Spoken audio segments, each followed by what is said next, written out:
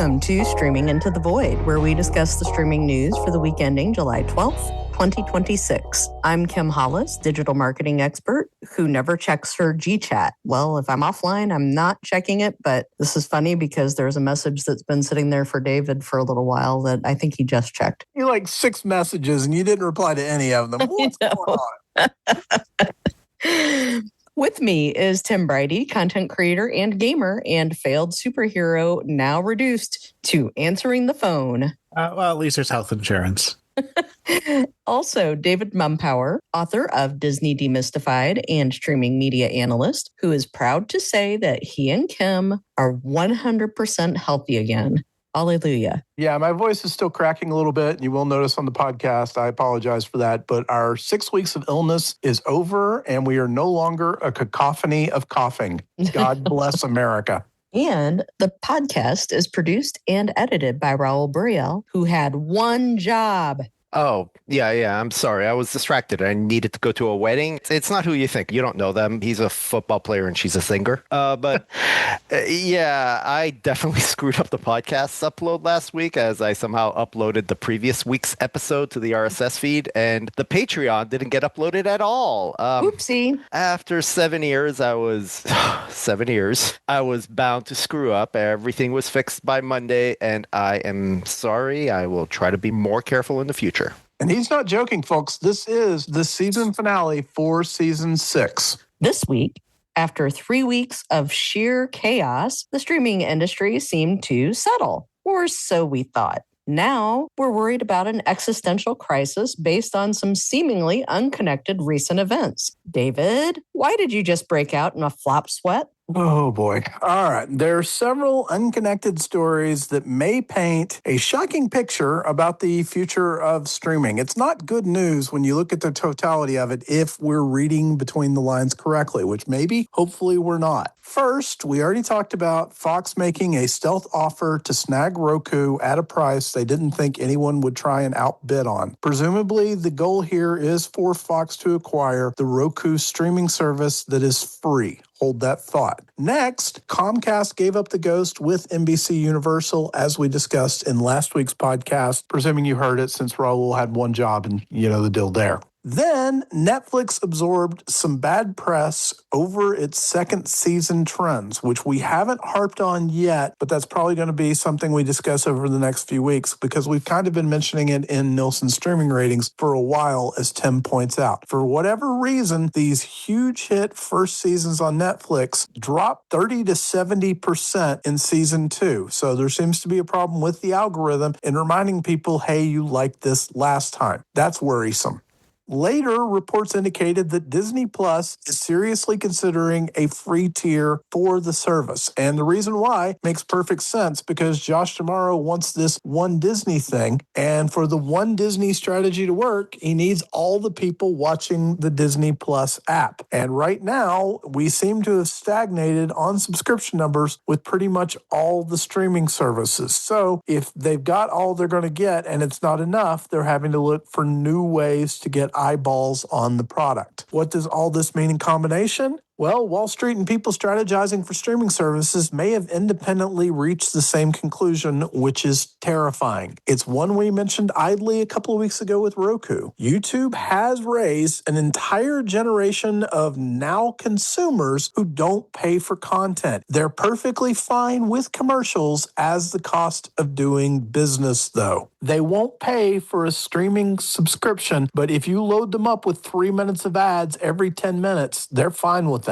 Yes, we may have seen critical mass in terms of streaming subscribers. There's only so many people on Earth, and Netflix may have subscribed all of them already. And so at this point, what are you going to do when no one's willing to pay for your streaming service anymore? You find other ways to monetize those people unwilling to pay, and you bring them on board essentially as free subscribers, and you monetize them by showing them ads. Netflix has been very open about monetizing their ad tier and how valuable their subscribers subscribers are in terms of generating that ad revenue. You'll remember Netflix used to have one revenue stream, and that was subscription. Now they have two revenue streams, and the second one is selling ads. And if you can't bring in any more money through subscriptions, then you bring in more money by selling ads, and you sell ads on a free tier. It makes a lot of sense. Fox's Tubi has been themselves very vocal about how stable and successful a streaming service they are, despite the fact that they do not charge for subscriptions. Tubi is a free streaming service. Roku as well has free services. They have the Roku channel, which you can access through the Roku platform and from other platforms as well. I have the Roku channel on my Google TV, for instance. So it makes sense for a company like Fox to be eyeing and ultimately buying Roku because they bring in those subscribers and those extra eyeballs for selling advertising. Long story short, they seem to be at least partially trying to corner the market in terms of this very niche thing. Now, YouTube still controls the main market of people watching content in exchange for ad distribution. But Fox is getting the higher quality content by consolidating Roku channel with Tubi. It's pretty clever. So while there's no guarantee that Netflix or Disney Plus or anybody else is going to launch a free tier, the truth is that of all these services, Netflix and Disney Plus both have a massive back catalog of content that people aren't necessarily watching. And so why not put some of the older Disney Plus stuff, old Mickey Mouse and Donald Duck cartoons, old Disney afternoon shows on a free tier of a Disney streaming service where people will just binge it and ultimately generate ad revenue. Similarly, Netflix knows that people will watch rather blindly any random show that has 20 seasons. Just look at the acquired chart. And so why not put some of those shows on a free tier and generate some ad revenue through that? There's a lot of logic to that. And if you look at what's been happening at Netflix in terms of their stock price and their stagnating subscriber growth, it makes a lot of sense for them to do this, as it would likely increase their revenue, it would likely increase their subscriber numbers, and it invites opportunity for Netflix to look around and maybe even acquire additional content. And this, of course, brings us to the mergers and acquisitions conversation, because what's out there for sale at this moment, even though they deny it, the truth is that NBC Universal is for sale, and Netflix might want to drop a few $billion to buy NBCU to beef up a free tier and bring on board a second streaming service, Peacock, which could then be rebranded as, say, Netflix Free or something like that. There's a lot of connecting the dots here, but a lot of it makes sense. The flip side of this, and what gives us pause, is, well, if you're giving away content for free, why are people going to pay for it? And so if Netflix did that, they could be causing a decrease in their own subscriber numbers. They may be competing against themselves. Similarly, the One Disney strategy. If Disney Plus did add a free tier, as Business Insider reported that they're considering, would Disney Plus subscribers diminish in count? So you have to be careful with this, and you have to be sure you're right. But we're witnessing this kind of boundary testing about an unprecedented generation of consumers and what they will and will not do. And it has ginormous multinational corporations in a panic. And in fact, there's something going on the video gaming side of this. We've discussed the layoffs. We've discussed all the uncertainty. The concern right now is increased microtransactions. And there's a logic to that as well, frustrating that it is, because we're watching an entire generation of kids who came up as freemium players who would do the game, and then pay a little bit to do the game faster, better, stronger, are now in their 20s and they have buying power for the first time. EA, which is soon to be under new management, just faced extreme pushback for what was clearly an upcoming ownership-dictated move. I mean, you want to talk about going beyond the pale. They inexplicably added microtransactions to offline games in a blatant attempt to persuade players to pay to win. The idea is that the same generation from childhood now is playing EA College Football 27, which just came out. They're going to charge them to play the free offline stuff as well by slowing down how progression works in the game and then saying, hey, you can speed it up for a little bit more, which is an abominable practice. And they faced so much resistance that EA relented and ditched the idea in 48 hours. I'm not joking. You can look at the trauma. They were getting killed on sites like Kotaku and IGN. They were getting destroyed with Steam ratings. It was a terrible idea that never should have gone off the ground. But the EA transaction, which is wildly over-leveraged, possibly the most over-leveraged transaction ever, with Jared Kushner's investment firm, Infinity Partners, Silver Lake, and Saudi Arabia's public investment fund, the PIF, all working together and realizing we're going to be in massive debt the instant this transaction finishes, are trying to pass the expenses along to players. So we're seeing flip sides of the same coin where streaming services are going, we can't get these people to pay, maybe we should give it away for free. And then we have gaming companies going, you know what, we've got people playing offline for free, we should try and get them to pay. And by the way, it's not really free because you still have to buy the video game for $70. But that's not the way people think. They want wells. So we're getting all kinds of interesting little tests based on a new generation of consumers nobody understands yet. And I'm scared to death about how this is going both ways because EA, when they backed down, didn't say, oh, we're sorry, we'll never do it again. They basically said, all right, we won't do it this year. We'll be transparent with our next attempt because they're saying that the reason it was resisted was because it lacked transparency. We've got a mess on all sides of this equation, and I honestly don't know what's going to happen next.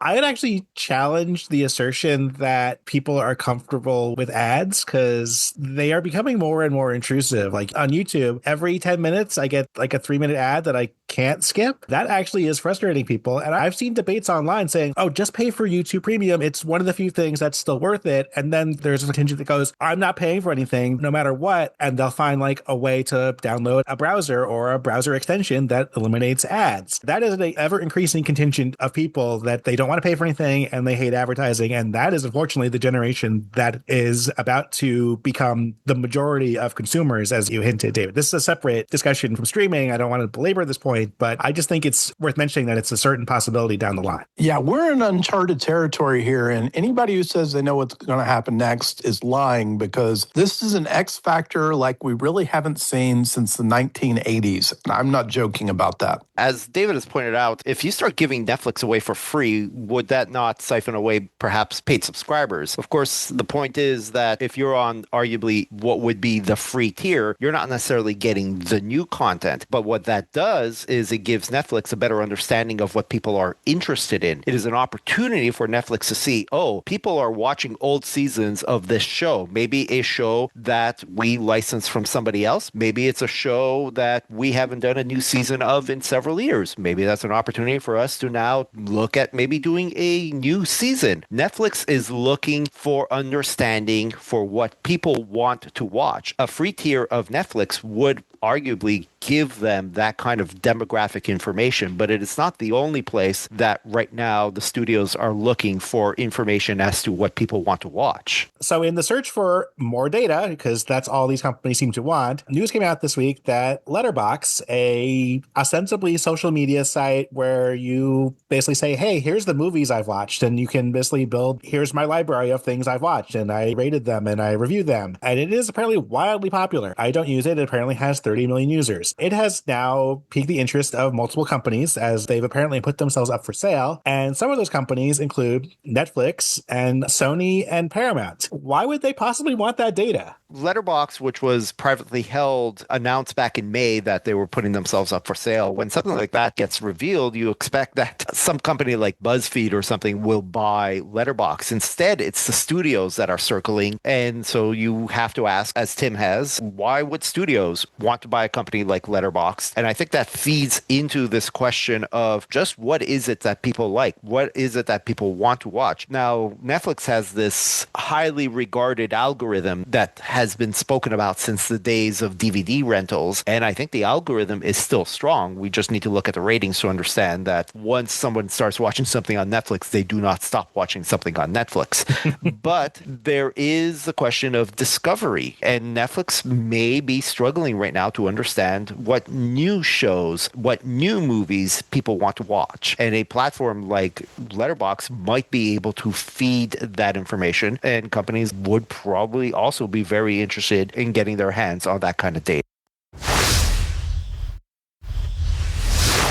So, Tim, we do have box office to talk about this week, though it's maybe not the best news ever. No. So continuing last weekend, which we touched on Friday, we were headed into a holiday weekend that is a terrible weekend to have a holiday, where the top movie was Minions and Monsters with a weekend of 37 million and 94 million to date. So it did have some okay weekdays, but not a great start considering the traditional history and strength of the Minions franchise. So not great, but we'll continue to monitor that one. But this weekend we have Disney's live action Moana. It's the top film on Friday with $18 million.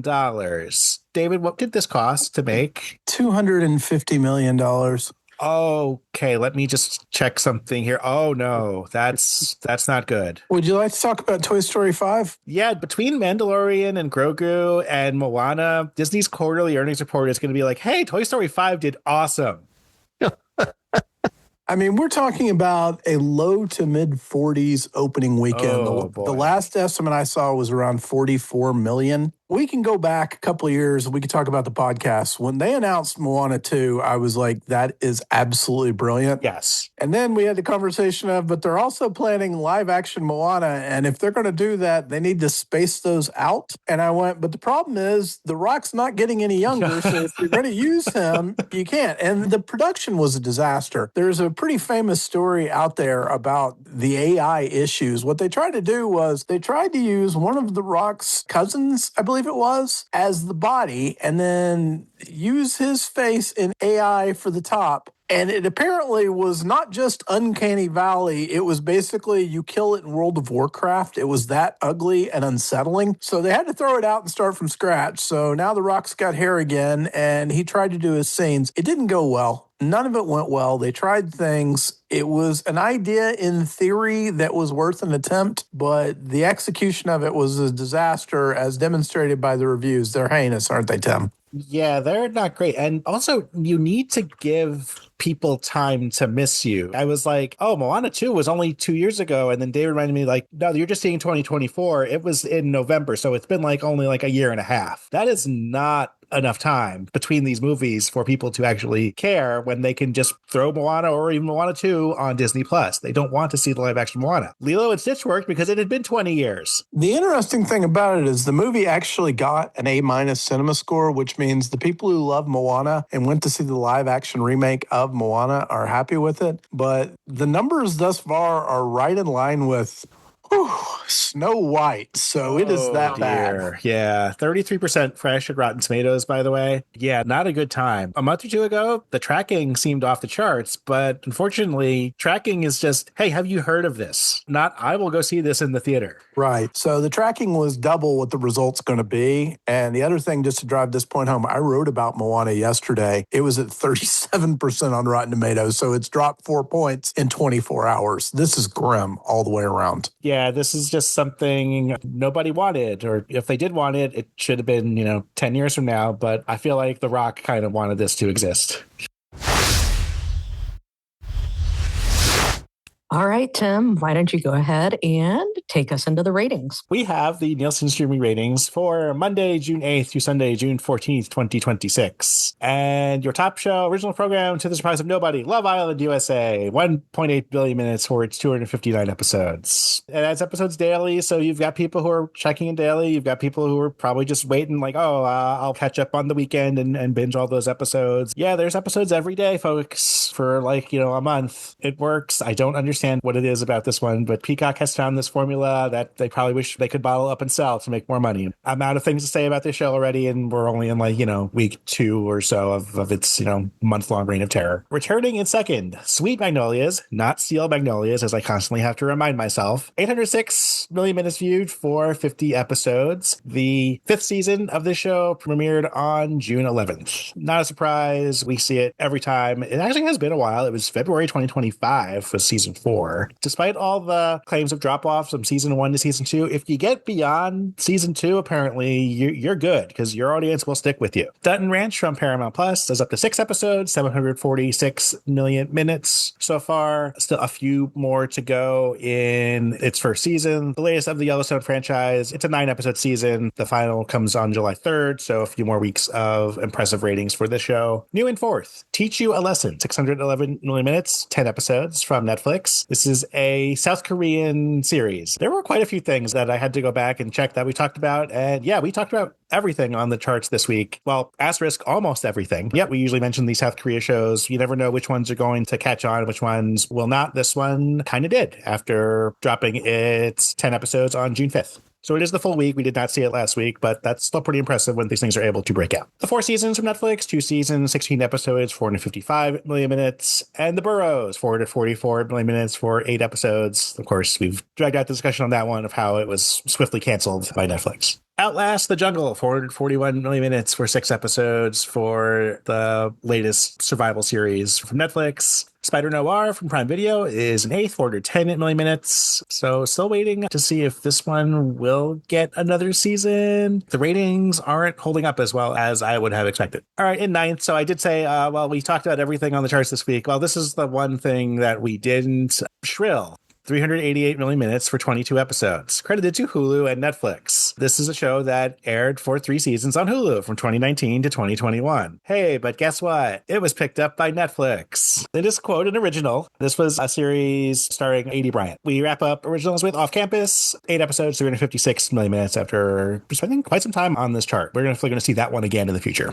Movies, I regret to inform you, is led by something called Maternal Instinct. I do not wish to go into further details about it, outside of saying it is a true crime thing, 665 million minutes. Why couldn't you just have watched Hoppers, people? That's in second, 663 million minutes. It was so close to saying on top as the number 1 movie again. Come on, do better. Office Romance is 3rd. We saw that one premiere last week, 545 million minutes. And in 4th, Fast Charlie, 321 million minutes, credited to Hulu and Netflix. Hey, guess what? The same thing happened. This was a 2023 Hulu movie that is now on Netflix. Why? How? I don't understand these things. It's a licensing nightmare. I'm bringing that one back. It showed up on June 5th, and of course, that was good enough for people to watch it because Netflix told them it was new and they should watch it. At least this one was a new movie. Colors of Evil Black is 5th, 234 million minutes. Are there that many other evil colors beyond black? Beige. I'm sure people have their opinions as to which ones are and aren't evil. This was a Polish movie that we did discuss on What's New for that week. Zootopia 2, 212 million minutes. Also something else new, The Marked Woman, 209 million minutes from Netflix. This is another foreign language film. This was something from Spain and therefore in Spanish that premiered on Netflix on June 5th. So it took the whole week, but that was enough to get it on the charts. We're in the low 200s, as is pretty common these days on the movies chart. Ticket to Paradise, 206 million minutes, credited to Netflix and Peacock. This was, of course, a 2022 romantic comedy starring George Clooney and Julia Roberts. Showed up on Netflix during this ratings week from wherever the heck it was. Probably still on Peacock too, but of course that's why it's here, because it's on Netflix. Movies wraps up with Goat, 202 million minutes, and Tom Clancy's Jack Ryan Ghost War, 190 million minutes on Prime Video. Acquired is 9 shows we have seen before, led by Bluey, 958 million minutes, or it's 154 episodes. Our one new show lands in 9th, Rosario Tijeras, 449 million minutes viewed for 275 episodes. But isn't that an original Netflix show, Tim? Kind of, but not quite. So this is a Mexican telenovela, as you can tell by the astounding number of episodes. It has 4 seasons, the first 3 of which were released on Azteca, which is a Mexican broadcast network. And then Netflix decided to pick it up and produce more seasons, the 5th of which arrived on June 10th, and actually went back and checked what's new. We did mention it. Despite never previously discussing the show before, we brought up Rosario Tijeras season 5 would be coming on Netflix. And that was enough to get it on the acquired chart. Again, Nielsen playing fast and loose with word definitions this week, as they often do. You could argue this is an original. Shrill should be an acquired, and given that number, we would never have known it was there. Love Island, your top original show. It was a true crime thing on top of movies. Save us voicemails from Isabel. That should be on the ratings next week. All right. Thank you, Tim. In our green lights and cancellations this week, on Prime Video, Michael Bublé and half of the Property Brothers, Drew Scott, are going back to their roots and producing a docuseries on Canadian junior hockey. Yeah, they're trying to pull a little welcome to Wrexham here as they've invested in the Vancouver Giants junior hockey team. And we're going to get a docuseries that tells us all about running the business of a junior hockey team. I can't imagine this is going to be very successful on American streaming. Up-and-coming actress Ariana Greenblatt is set to star in Egg Baby, a straight-to-streaming movie for Prime Video. I think it says a lot about her talent that she had the only funny line in the movie Borderlands, and it was improvised.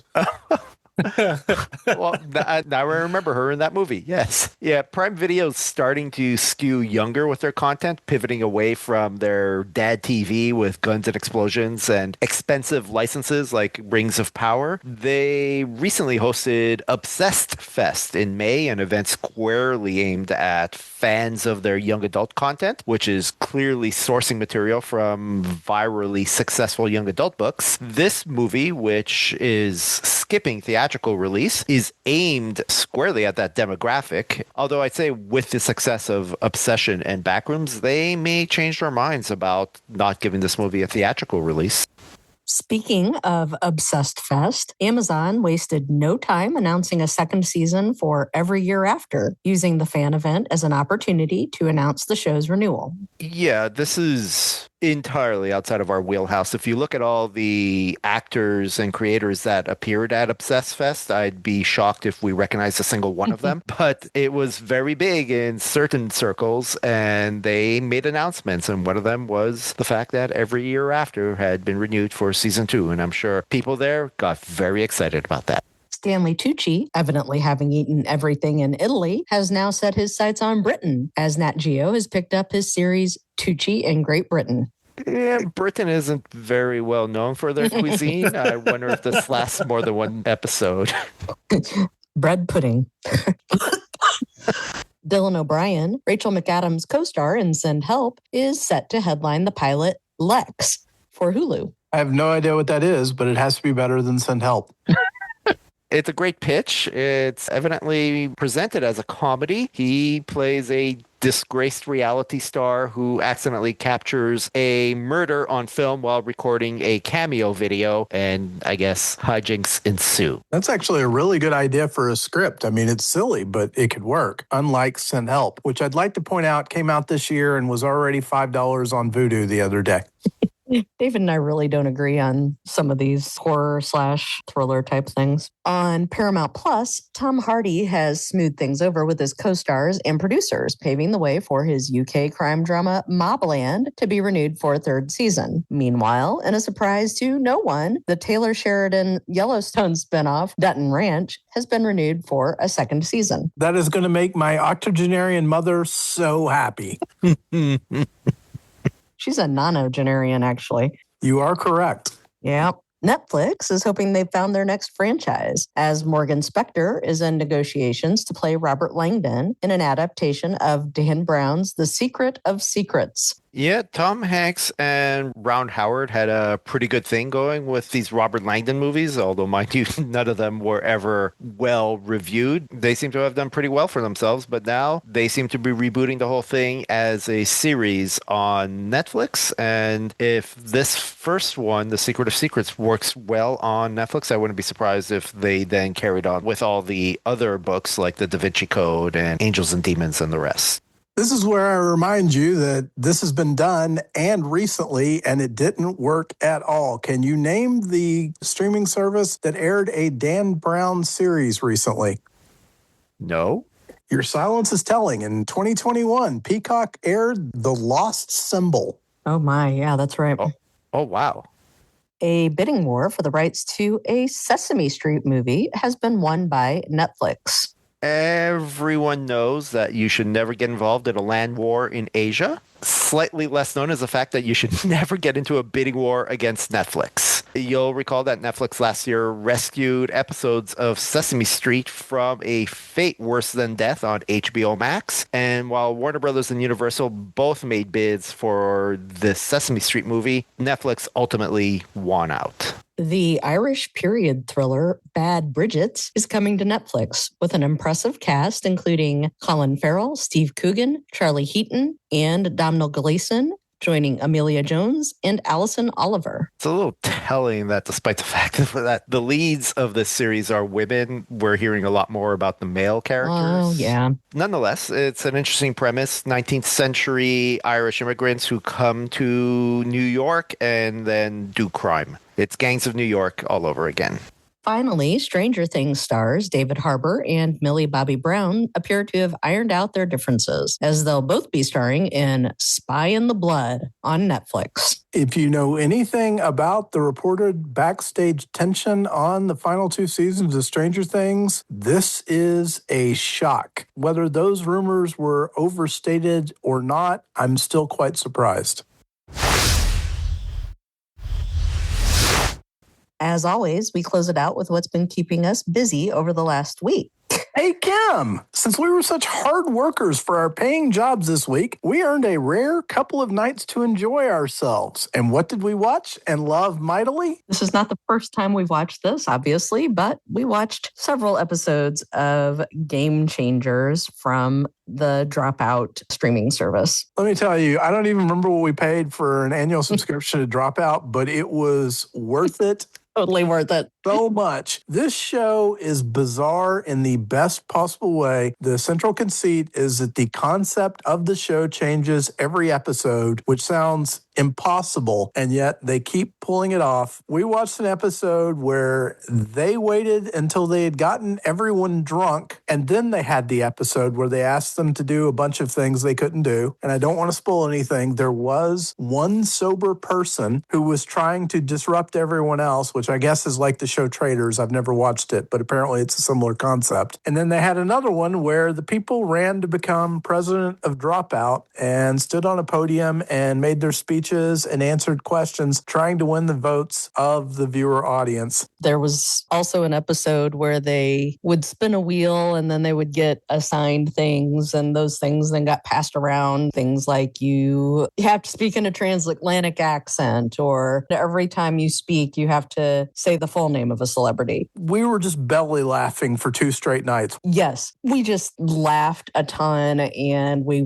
probably stayed up way too late for my bedtime rules anyway, but that's okay. It was a lot of fun, and I just warmly recommend the show. They have just a great group of very, very funny people that they are able to bring on. They're all hilarious. Back in the days of Box Office Profits and before then with theprofits.com, we had so many people applying to join the website, and I would try and tell people, you may not be a fit, and if you're not a fit, you won't be happy because we're weird and eclectic, and it's not for everyone. The cast of Dropout seems to be exactly the kind of talents we would have targeted, is the word I'll use, and so many of them, Kim and I will just watch them, and we're just in love with them. The one example, if you've ever watched the viral videos for the song September, the artist who does that, his name is Demi. He is frequently on the show. He's absolutely brilliant. There is a comedian named Josh Johnson who's one of the writers for The Daily Show. When he's on the episodes, he's absolutely brilliant. If you have never subscribed to Dropout, go to YouTube and do a search for Game Changers and just watch highlights. And I think before you know it, you'll have your credit card out and you'll be paying the $6 or $7 for a month so that you can binge watch it. It's a joy. And Dropout has plenty of other programs as well, including some Dungeons and Dragons programming. So,